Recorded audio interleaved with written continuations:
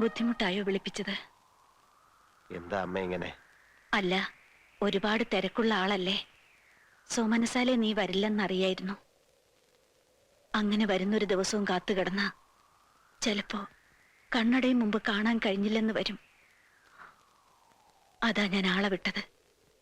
മരുന്നൊക്കെ? മരുന്നിനും മന്ത്രത്തിനും ഒക്കെ അമരത്വം തരാൻ കഴിയൂ. ഇത്തിരി ദിവസം നീട്ടിക്കിട്ടും. ജീവിക്കണമെന്ന് മോഹമില്ലാത്തോണ്ട് ഞാനതൊക്കെ നിർത്തി. ഗുണദോഷിക്കല്ല, അതുകൊണ്ട് കാര്യമില്ലെന്നറിയാം. ഒരപേക്ഷയുണ്ട്, അത് കേൾക്കണം. നിന്റെ ഈ കുത്തഴിഞ്ഞ ജീവിതവും താന്തോന്നിത്തരവും കൊണ്ട് കളങ്കപ്പെടുന്നൊരു പേരുണ്ട്. മംഗലശ്ശേരി മാധവ് മേനോൻ എന്നൊരു മനുഷ്യന്റെ. ജീവിച്ചിരുന്ന കാലം അത്രയും ആർക്കും ഒരു കുറ്റവും ആരോപിക്കാൻ കഴിയാത്ത, ആരുടെ മുന്നിലും തലകുനിക്കേണ്ടി വന്നിട്ടില്ലാത്ത ആ മനുഷ്യന്റെ പേര് നീ കാരണം ചീത്തയാകേണ്ടി വരുന്നത് എനിക്ക് സഹിക്കാനാവില്ല. മനഃപൂർവ്വം അച്ഛന്റെ പേര് ചീത്തയാക്കാൻ വേണ്ടി ഞാനൊന്നും ചെയ്യുന്നില്ല. മനഃപൂർവമോ അല്ലയോ, ആ മേൽവിലാസത്തിലല്ലേ നിന്നെ ആളുകൾ കാണുന്നത്. എനിക്കെന്താ ചെയ്യാൻ കഴിയാ? നിനക്ക് കഴിയണം സ്വയം മാറാൻ. അതല്ലെങ്കിൽ നീ സത്യം അറിയണം.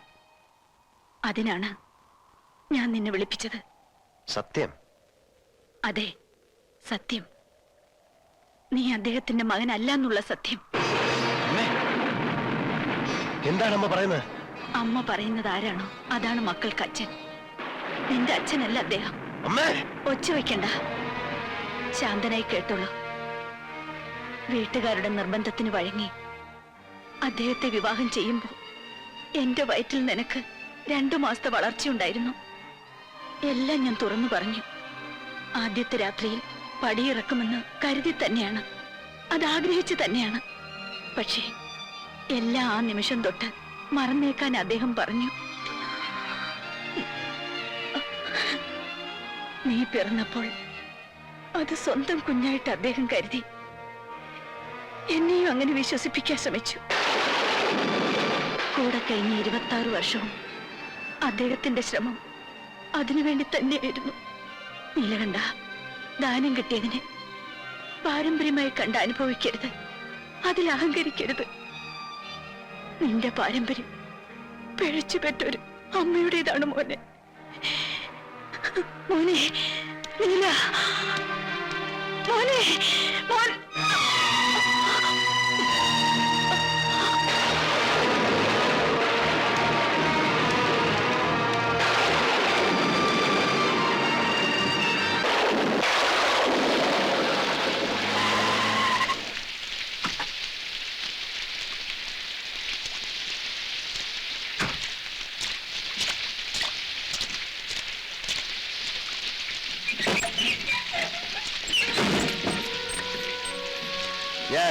ഞാനൊരു പിഴപ്പ് പറ്റവനാണല്ലേ? തന്തയില്ലാത്തവൻ. കോവിലകത്തെ തമ്പുരാട്ടിക്കുട്ടിക്ക് വിവാഹത്തിന് മുമ്പ് പറ്റിയ നാണം കെട്ട തെറ്റ് ഭ്രൂണഹത്യ തീർക്കാമായിരുന്നില്ലേ?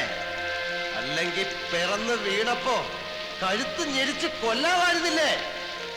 നദിയിൽ ഒഴുക്കുകയോ തീവണ്ടിപ്പാളത്തിൽ ഉപേക്ഷിക്കാമായിരുന്നില്ലേ? എന്തുകൊണ്ട് ചെയ്തില്ല? മഹാമനസ്കത, മനുഷ്യത്വം. ഭിക്ഷ കിട്ടിയതാണെന്നറിയാത്ത പൈതൃകത്തിന്റെ പേരിൽ അഹങ്കരിച്ച ഞാൻ വിഡ്ഢിയായി. ദാനം കൊടുത്തു മാത്രം ശീലിച്ചവന് ഈ ജന്മം പോലും ഒരാളിന്റെ ദയായിരുന്നു എന്നറിയുമ്പോ ഇതെന്റെ മരണമാണ്. മംഗലശ്ശേരി നീലകണ്ഠന്റെ മരണം. ആവശ്യത്തിനും അനാവശ്യത്തിനും ഞാൻ എടുത്തു പറഞ്ഞൊരു പേര്, എന്റെ അച്ഛന്റെ പേര്, എന്റെ നാവിന്റെ തുമ്പിലിരുന്ന് പൊള്ളുകയാണ്. ആദ്യമായി ഞാൻ വെറുക്കുകയാണ്. എനിക്ക് എനിക്ക് എനിക്ക് വെറുപ്പാണ്.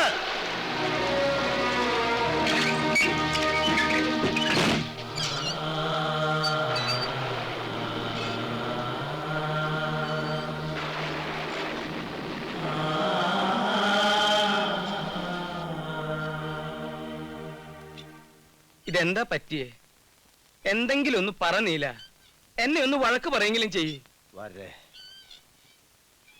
ആരാത്? ഓഹോ, അതപ്പൊ നന്നായത്. എന്ത് പറ്റി നീല? താൻ ചോദിച്ചതിന് ഉത്തരം പറയും. ആരാത്? ഇതെന്താ എന്റെ നീല? അച്ഛന്റെ പടം നോക്കിയിട്ട് ആരാണ് ചോദിച്ച? അച്ഛൻ. അമ്മ മക്കളോട് ആരെ ചൂണ്ടി അച്ഛനെന്ന് പറയുന്നോ അവരാണ് മക്കൾക്ക് അച്ഛൻ. അപ്പൊ ആരല്ലെന്ന് പറയുമ്പോ ആരാണെന്ന് പറയാൻ അമ്മയ്ക്ക് കഴിയണം. എനിക്കത് അറിയണം, അറിഞ്ഞേ പറ്റൂ. എന്താ നീല അത്? എന്താ പറയണേന്ന് ഓർമ്മയുണ്ടോ? അതെ വാര്യരെ, ഞാൻ പിഴച്ചു പറ്റാണ്. പുറം ലോകത്തിന്റെ മുന്നിൽ എന്റെ അമ്മയുടെ മാനം കാത്ത വലിയ മനുഷ്യനെ കണ്ടില്ലേ? പോവാ, പറഞ്ഞു നിർത്തിയിടത്ത് നിന്ന് ബാക്കി കൂടി കേൾക്കണം. അമ്മയുടെ വായിൽ നിന്നറിയണം ആരാണ്.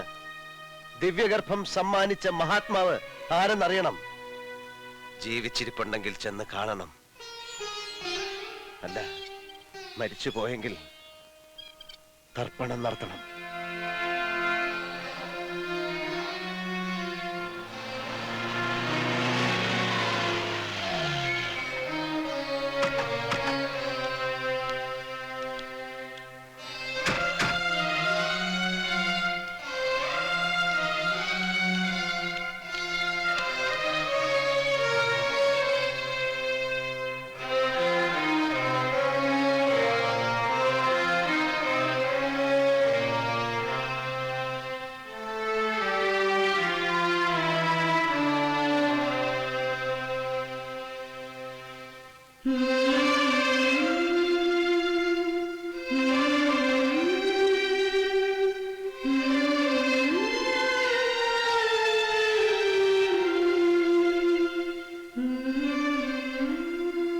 ഒന്നും മുഴുമിപ്പിക്കാതെ പോയി അല്ലേ വലുതേ?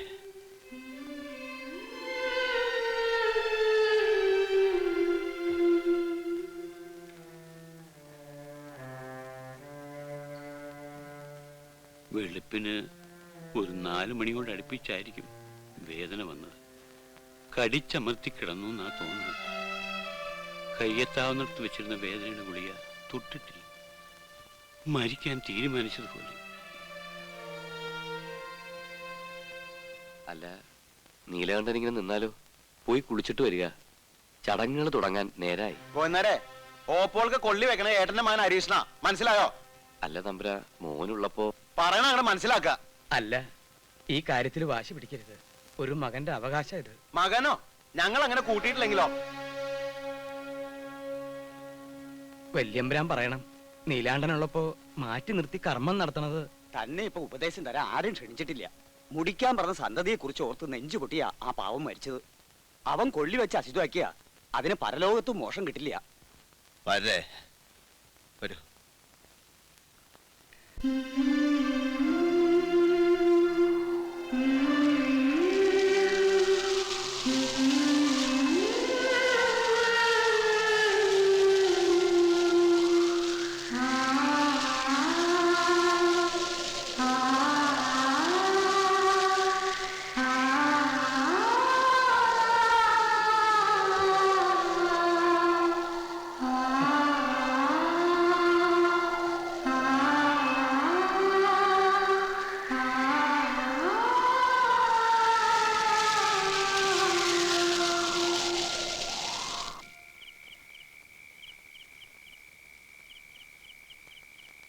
ഉള്ളിലെ തീ അണയുന്നില്ലല്ലോ വാര്യരെ. നീറി നീറി ദഹിക്കുക വയ്യ. പച്ചയ്ക്ക് കത്തുന്ന മനസ്സും ശരീരവുമായി വയ്യ. എന്തു പറഞ്ഞാലും ആശ്വാസം കിട്ടില്ല മനസ്സിന്. സഹിക്കുക, മറക്കാൻ ശ്രമിക്കുക. ഇല്ല വാര്യരെ, സത്യം അറിഞ്ഞാൽ മാത്രമേ എനിക്ക് സ്വസ്ഥത കിട്ടൂ. അതിനൊരാൾക്ക് മാത്രമേ എന്നെ സഹായിക്കാൻ കഴിയൂ. എഴുത്തച്ഛന് എനിക്ക് കാണണം, ഇപ്പോ, ഈ രാത്രിയില്. അറിയാനുള്ള അവകാശം കുഞ്ഞിനുണ്ട്. പക്ഷേ എന്റെ ധർമ്മം. കൊല്ലങ്ങളായി കോലത്തെ ഉപ്പും ചോറും തിന്നണു. കണ്ടതും കേട്ടതും എല്ലാം ഉള്ളിൽ മൂടി വെക്കുക. എനിക്കറിയാവുന്നതൊക്കെ എന്നോടുകൂടി മണ്ണടിഞ്ഞോട്ടെ. എന്നെ നിർബന്ധിക്കരുത്. പക്ഷേ ഒന്ന് കുഞ്ഞു മനസ്സിലായിക്കൊള്ളൂ, എല്ലാം കൊണ്ട് യോഗ്യനായ ഒരാളായിരുന്നു. രാജരക്തം തന്നെയാണ് ഈ ദേഹത്തോട് ഒഴുകുന്നത്. കാരണവന്മാരുടെ പിടിവാശിയും മത്സരവും അതുകൊണ്ട് നടക്കാതെ പോയി. ഇനിയിപ്പോ എഴുത്തച്ഛൻ എന്താ പറയേണ്ടത്? അദ്ദേഹം പോയിടത്തേക്ക് കുറെ വൈകി ഇപ്പൊ അമ്മയും പോയി. പ്രാർത്ഥിക്കുക ആത്മശാന്തിക്ക് വേണ്ടി. ഒരിക്കലും വെറുക്കരുത്. ആഗ്രഹിക്കാണ്ട് കിട്ടിയ കുഞ്ഞായിട്ട് അമ്മ കണ്ടിടണമെന്നുള്ള വിചാരം വേണ്ട. പുണ്യായിട്ട് തന്നെ കരുതിയിട്ടുള്ളൂ.